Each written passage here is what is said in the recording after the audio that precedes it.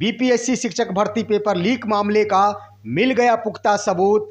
बड़े बड़े नाम का गैंगस्टर के रूप में हुआ खुलासा और अब बढ़ गई के पाठक की मुश्किलें, देना होगा जवाब। नमस्कार और आदाब आप तमाम दर्शक बंधुओं को, मैं हूं एसके चौधरी।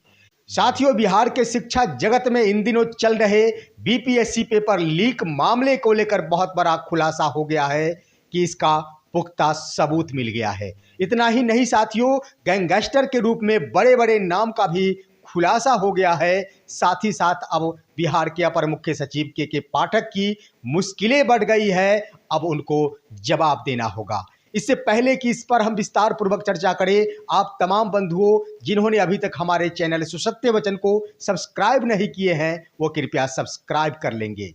साथियों, आप सभी अवगत हैं कि पेपर लीक का मामला जोरों शोर से उठाया गया था, परंतु बीपीएससी की ओर से ये बातें कह दी गई थी। अभी तक हमें इसकी कोई भी जानकारी नहीं मिली है। पुख्ता सबूत के बाद ही इस परीक्षा के ऊपर कोई संज्ञान लिया जा सकता है। तो साथियों, हम आप सभी को बता दें कि पेपर लीक मामले में सबसे अहम भूमिका निभाई हजारीबाग पुलिस और उसके बाद आर्थिक अपराध इकाई ने इसका भरपूर सहयोग करते हुए इसका अंतिम रूप से खुलासा कर लिया। साथियों, आर्थिक अपराध इकाई के पुलिस प्रशासन ने अंतिम रूप से ये रिपोर्ट दे दिया है कि छापेमारी के दौरान जो भी प्रश्न पत्र मिले थे, उन प्रश्न पत्रों का मिलान बीपीएससी द्वारा प्राप्त प्रश्न पत्र से किया गया तो हूबहू सभी के सभी प्रश्न मिल गए और उसके आंसर भी मिल गए। इसके आधार पर उन्होंने अंतिम रूप से पुख्ता सबूत के रूप में यह कह दिया है कि सचमुच पेपर लीक का मामला सत्य साबित हुआ है, जिसके लिए अग्रेतर कार्रवाई की जा रही है। साथियों, इस क्रम में अब सिर्फ व सिर्फ औपचारिक घोषणा रह गई है बाकी बीपीएससी द्वारा टीआरई 3 की परीक्षा को रद्द करने को लेकर। सारे सबूत सामने आ चुके हैं। अब सिर्फ व सिर्फ बीपीएससी यह घोषणा करे कि 15 मार्च 2024 को आयोजित बीपीएससी टीआरई 3 की परीक्षा पेपर लीक होने के कारण रद्द की जाती है।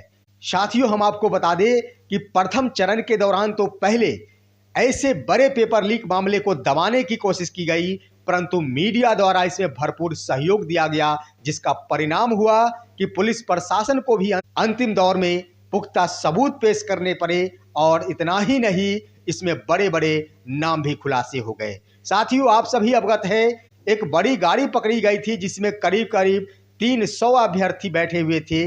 इसके अलावे 2 छोटी गाड़ियां भी पकड़ी गई थी, जिसमें एक गाड़ियां बिहार सरकार के स्वास्थ्य विभाग के उप सचिव की गाड़ियां थी। तो यह स्पष्ट हो चला कि निश्चित रूप से स्वास्थ्य विभाग के उप सचिव की इसमें संलिप्तता रही होगी, तभी तो इन गाड़ियों का प्रयोग किया गया था। साथियों, यही नहीं, आज के वीडियो में नाम का भी खुलासा होगा कि आखिर कौन व्यक्ति है जिन्होंने इतने बड़े स्तर पर पेपर लीक करके बिहार को शर्मसार करने की कोशिश की है। जहां बिहार के शिक्षा जगत में शिक्षा माफियाओं द्वारा एक से बढ़कर एक कारनामे किए जा रहे हैं, बिहार को खुली चुनौती दी जा रही है, साथ साथ बिहार के तमाम शिक्षक अभ्यर्थियों के जीवन को बर्बाद किया जा रहा है, वही शिक्षा विभाग के अपर मुख्य सचिव के पाठक महोदय का इस पर कोई भी प्रतिक्रिया या फिर बयान नहीं आया है। आखिर क्या वजह हो सकती है? साथियों, आप सभी जानते हैं, जिन लोगों की क्षमताएं कम होती है, जो लोग अंदर से कमजोर होते हैं, वही लोग अपने घर से लड़ते हैं, वही लोग अपने परिवार के सदस्यों से लड़ते हैं, जिसका उदाहरण है कि के पाठक महोदय बाहरी गैंगस्टर से नहीं लड़ते, बाहरी गैंगस्टर को नहीं पकड़ते, सिर्फ व सिर्फ अपने परिवार के कर्मी, सिर्फ व सिर्फ अपने परिवार के सदस्य नियोजित शिक्षकों को पकड़ते हैं और बेतुका फरमान जारी करते हुए उन पर कार्रवाई करते हैं। साथियों, आप सभी देखे होंगे कि बीते 4 दिन पहले मुजफ्फरपुर जिले के अंतर्गत 20 शिक्षकों के ऊपर कार्रवाई की गई और वे थे अपनी अभिरक्षा में लाठी और गुलदस्ते का वीडियो। उन्होंने लाठी और गुलदस्ते का एक उदाहरण पेश किया था कि सही करने वाले को हम गुलदस्ते भेंट करेंगे और गलत करने वालों से बचने के लिए हम लाठियों का सहारा लेंगे। और इसके लिए के पाठक महोदय ने एक स्पष्टीकरण पूछा और उसमें 24 घंटे के अंदर स्पष्टीकरण प्रस्तुत करने की बात कही गई और नहीं करने पर एफआईआर की भी बात कही गई। परंतु हुआ क्या साथियों, 24 घंटे तो दूर की बात, पत्र जारी होने के 3 घंटे के अंदर ही तमाम शिक्षकों पर एफआईआर दर्ज कर दिया गया। आखिर घर के सदस्यों से लड़ने में काफी माहिर है बिहार के अपर मुख्य सचिव के पाठक, लेकिन इतने बड़े सॉल्वर गैंग जो कि बिहार को शर्मसार कर रहे हैं, साथ साथ शिक्षा जगत को बदनाम कर रहे हैं, आखिर इतने बड़े पैमाने पर शिक्षक भर्ती घोटाला, इस पर अधिकारियों की ओर से वक्तव्य क्यों नहीं दी जा रही है, ये तो हैरत वाली बात है। साथियों, हजारीबाग तो एक उदाहरण है। ये पूरे बिहार का मामला था जहां गैंगस्टरों ने ऐसी जाल बिछाई थी जिसके आधार पर हजारों अभ्यर्थियों से पैसे लेकर एक दिन पूर्व ही प्रश्न पत्र उपलब्ध करा दिए थे और अभ्यर्थियों ने सीधे सीधे जाकर परीक्षा हॉल में बैठे और 1 घंटे के अंदर सारे प्रश्नों को हल करते हुए बाहर निकल गए। अभी सिर्फ एक गाड़ियों से 300 अभ्यर्थियों के ही खुलासे हुए हैं। साथियों, ढेर सारे अभ्यर्थी थे जो परीक्षा में सम्मिलित हो गए और परीक्षा देकर भी निकल गए, उन्हें कोई पकड़ने वाला नहीं। लेकिन ये तो शुक्रगुजार है हजारीबाग पुलिस की, जिन्होंने अपनी भूमिका निभाई और इतने बड़े भ्रष्टाचार का उद्भेदन करके रख दिया। साथियों, अब के पाठक महोदय को जवाब देना होगा कि आखिर वे तमाम अपने परिवार के नियोजित शिक्षकों पर गलत प्रहार क्यों करते हैं, उनके प्रतिष्ठा को धूमिल क्यों करते हैं, जबकि बाहरी गैंगस्टर पर एक भी शब्द बोलने पर कतराते हैं। इसका क्या कारण हो सकता है, आप सभी भली भांति समझते हैं। साथियों, एक अहम बात हम बता दें कि गैंगस्टर के रूप में 4 व्यक्तियों को गिरफ्तार किया गया है और सबसे बड़ी बात कि जहां तक खबर छन के आई है, उन चारों गैंगस्टरों ने बीपीएससी टीआरई 2 में भी अपनी संलिप्तता स्वीकारी है। अगर ऐसा होता है तो बीपीएससी टीआरई 2 में बहाल शिक्षकों पर बहुत बड़ा पहाड़ टूट करके गिरेगा। आखिर क्या होगा बीपीएससी टीआरई 2 के तमाम शिक्षकों को, ये तो वक्त बताएगा। हालांकि आधिकारिक तौर पर इसकी कोई घोषणा नहीं हुई है, देखना है इसकी सच्चाई क्या है। लेकिन अगर ऐसा होता है तो बिहार के शिक्षा जगत में एक बहुत बड़ी भूचाल आएगी और कार्यरत बीपीएससी शिक्षकों के ऊपर एक बहुत बड़ा खतरे का बादल मंडराएगा। इससे इनकार नहीं किया जा सकता है। साथियों, उधर छात्र नेताओं द्वारा भी अब इस मुद्दे को काफी जोरों शोर से उठाया जा रहा है। छात्रों के नेता दिलीप कुमार, जो कि वर्षों से छात्रों के लिए संघर्ष करते आ रहे हैं, उन्होंने बीपीएससी टीआरई 2 के अंतर्गत सप्लीमेंट्री रिजल्ट के लिए तमाम नेताओं और सरकार को घेरने का प्रयास किया, उसके बाद भी नहीं सुनी गई।